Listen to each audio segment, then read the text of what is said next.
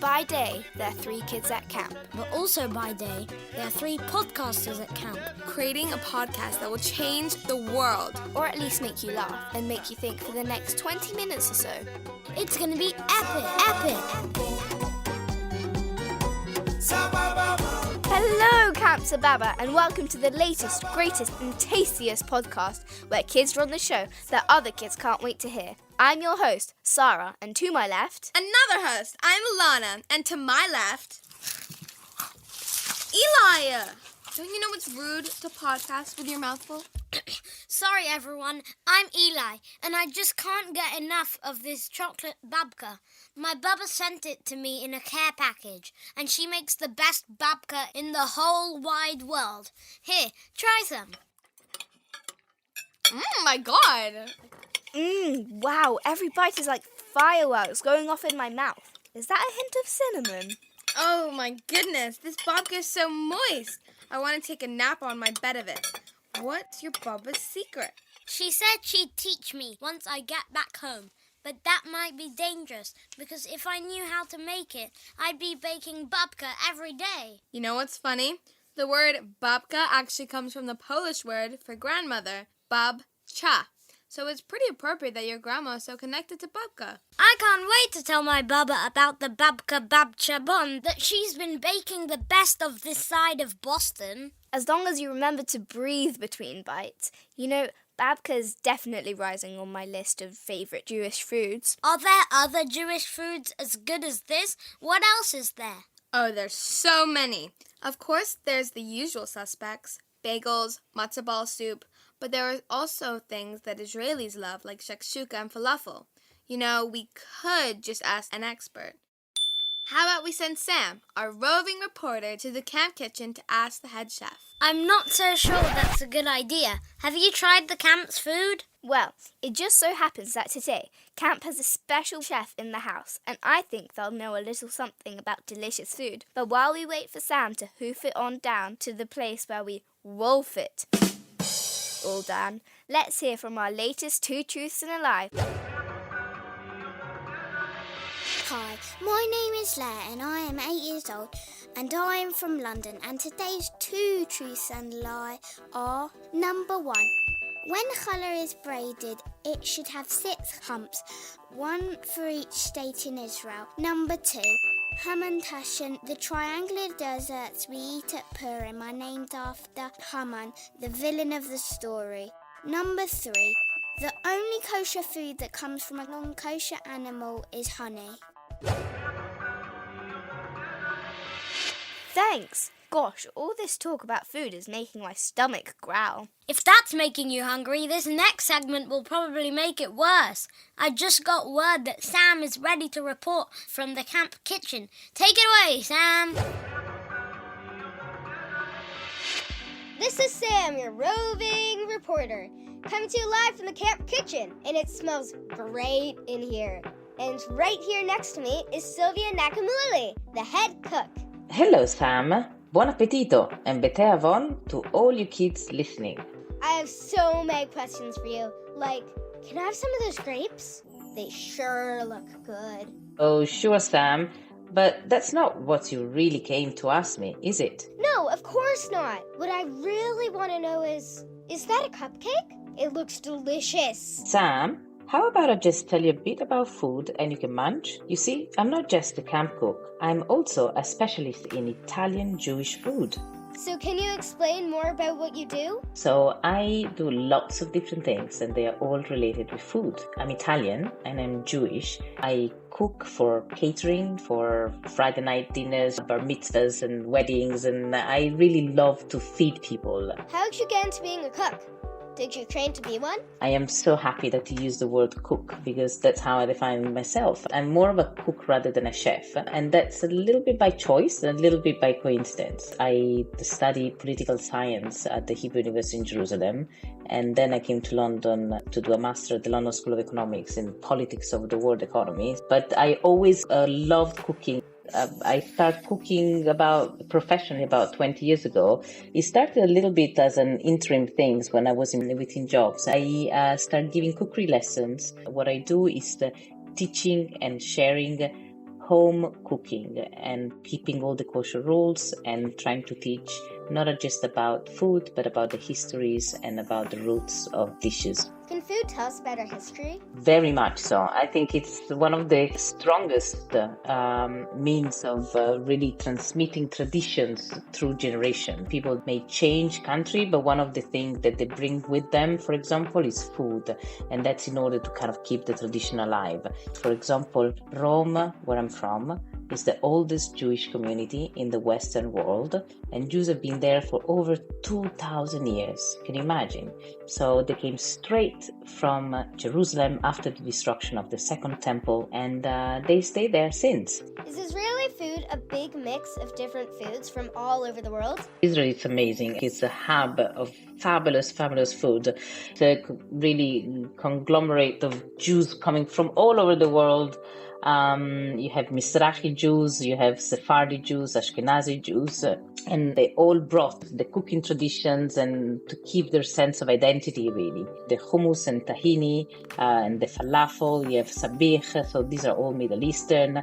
You have from the Yemenite, you have the malawach, for example. Ashkenazi, you would have people that would have like a chicken soup and a roast chicken, and it's just incredible how they all either keep their own specific recipe or they very much mix it with each other. So for example, hummus is all Middle Eastern. You would have the Israeli, you have the Lebanese, you have the Egyptian, you have the Syrians. They all make absolutely wonderful hummus, which kind of just shows how there's no geographical or political border when food comes to it. How would you describe Jewish food? What is Jewish food? So I think the definition there is more about following kosher rules, because the fundamental rules of kashrut is what really differentiated Jewish cuisine. Kosher rules, or also said kashrut, is the set of dietary laws at the core of Judaism. It dictates what food is permitted. Kasher in Hebrew means fit to eat, and what is forbidden. The non-kosher is called taref. And the set of laws stem from the Torah. For example, the prohibited the mix of meat and milk on any other dairy products. So you're not supposed to mix it nor in a meal, not in a dish. So for example, in Italy, the classic Italian cuisine has a lot of pork and seafood, mixture of meat and dairy products, and that's of course not following kosher rules. So the local Italians, they changed the traditional Italian recipe in order to conform to kosher rules, and in the process they created original recipes. Are there any foods that have special meaning because of Jewish traditions? It's tradition for Shabbat to make a challah. You make always 2 chalot, actually. And the challah is braided with 12 hams to represent the 12 tribes of Israel. We have a lot of festivals, which is great. Definitely all festivals have specific symbolic food to celebrate it. Rosh Hashanah, Jewish New Year, you eat apples and honey, but as Sephardi or Italian Jews, we do a little seder, and for example we have pomegranate, we have dates, fennel, figs, leek, beets. For Pesach you're not allowed to eat anything that is leaven or 5 types of grains during Pesach, so you create new dishes, and you have a charoset during the Seder, which represents the mortar that reminds us of the time of slavery in Egypt. For Purim, you have Aman's ears or Amantashen, remembering the story of Aman. Hanukkah, you have fried food, remembering the miracle of oil. They said that the old thing is that they tried to kill us, they didn't succeed, and we eat. Do you have any easy cooking tips for kids who might want to try at home? I do. Just go for it. Cook food you like and start with something simple and build up from there.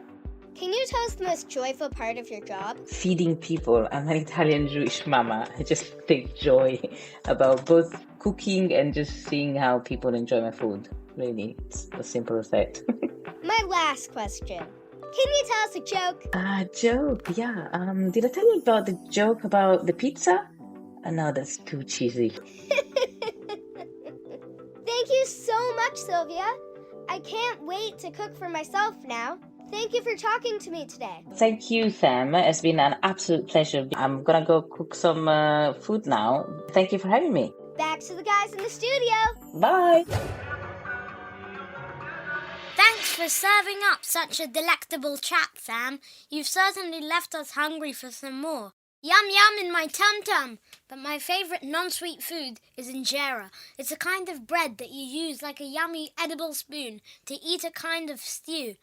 I learnt about it from my friend whose family is from Ethiopia. My favorite meal is chicken schnitzel. That's when you take a thin piece of chicken, bread it, and fry it up. It's so juicy and crispy, I could eat 100 of them. My mum makes schnitzel too, and whenever we have friends over, she makes a kind of homemade hummus and puts out pita bread cut into little triangles to dip it in. Sounds kind of like your favourite food, Eli, and there's so many different flavours of hummus. I haven't even tried them all yet. No doubt we can go on for hours talking about our favourite foods, but I bet the other campers would want to weigh in too. Let's make that today's Kesher question. Kesher, the Hebrew word for connection, and a fun way to connect with kids all over. What are some of your favourite foods and why? Hi, my name is Anya. I'm 15. I'm from the capital of the Ukraine, and when the war started, I moved to Germany with my Jewish community. My name is Sofia. I'm 15 years old. I'm from Ukraine, Lysychansk, Lugansk region, but now I live in Berlin. So, hi, my name is Margot. I'm 16. I'm from Ukraine, from Kiev, but now I live in Germany, in Berlin. I prefer a lot of Asian food. It's mostly I like falafel and I like shawarma. My favorite food is Ukrainian food. I really like so much vareniki. It's like dumplings that filled with different things. I like Ukrainian food and also I like Jewish food. For example, falafel, shawarma and shakshuka. I really like this. So my name's Akiva. I'm 14 and I live in Minneapolis, Minnesota. I think my favorite food, it's hard to choose. I like a lot of sugar, so like a lot of desserts like ice cream and cake and cookies and stuff. And as for Jewish food, I'll probably say like sufganiyot, and probably because I just like sugar a lot. I like how it tastes. Hi, my name's Benji. I'm 8 years old and I'm from Israel. Now I live in England in London. My favorite Jewish food is pita because my mom toasts it and I put peanut butter in and it's really yummy. It's incredible. There are so many great foods from so many different places that have come from part of Jewish and Israeli cuisine. Wow, Jews really do come from anywhere and everywhere, and our foods can be as diverse as we are. It's like our guest told us, Jewish foods and Israeli foods come from all over the world. That is at least partially because Jews had to spread out around the world after Romans destroyed the Second Temple in Jerusalem. Those Jews brought some food traditions with them, and their descendants also adapted some from the new countries where they lived, just like they did with music and art and other cultural elements. Then, when we were able to return to our homeland in Israel, they brought these new traditions with them, making Israel a major melting pot in the most delicious way. Maybe we should make up our own recipe, and it'll be Jewish cuisine, because it was made up by 3 Jewish kids, us. What would you want to make, Eli? Let's see. Something with roots in our culture, like challah, but with a sweet spin on it, like if we swirled it with lots of chocolate. Eli, I think you've just invented your Bubba's chocolate babka. Oh yeah, oops, I guess I've got babka on the brain. That's okay. What if instead, though, we learned about a real Israeli food recipe that has roots in lots of places? Maybe our friend Fox can teach us a little something during our next segment. Futzing around. Hey Fox, we want to learn something about cooking. Can you help us out? Kia ora. Hey gang, this is Fox, your pal from New Zealand. I'm coming to you live from the camp cafeteria with all sorts of ingredients to show you how to make matzo balls for matzo ball soup. You're going to need 4 eggs, half a cup of water, 1/3 of a cup of oil, 1 cup of matzo meal, a pinch of salt, some pepper, chicken broth, and 1 carrot, but that's optional. So first, crack 4 eggs carefully into a large bowl. Check for any shell before you beat them. Then, add the water. Add salt and pepper to taste. Pour the matzo meal into the egg mixture and gently combine them. Once the batter comes together, cover it and refrigerate it for at least 20 minutes. Longer is better if you have the time. Now for the fun part, if you like getting messy.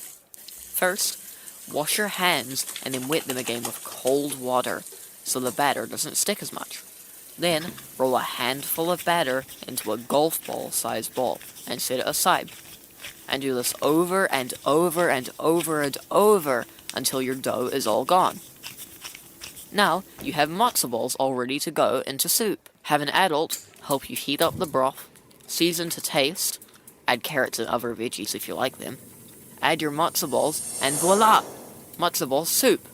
The matzo balls will all be different sizes and shapes, but they'll still be delicious. Yum! I'm off to go make some now. Back to the team in the studio. Oh, yum. I can't wait to try that when I get home. I'm already thinking of different ways to tweak the recipe to make it our own. Yeah, after all that food talk, I feel like I just ate a whole meal. I'm already stuffed. Not me. I could eat a dozen bagels, a pile of brisket, and a stack of latkes. I just love how all this food brings us together as a community. Food is so important to Jewish people, and we definitely bond over it, even if we don't eat the same things or prepare them exactly the same way. Exactly. Now can we close this podcast and get some lunch? If I don't get a little kugel, I'm going to plot. Thank you for cooking with us, listeners. And now here are the Matzo Boys to play us off. And don't forget to listen out for the answer to Two Truths and a Lie. Hello, Jake from the Camp Band here. Today's track is the perfect song for talking about Jewish food. It's called the Chicken Soup Song.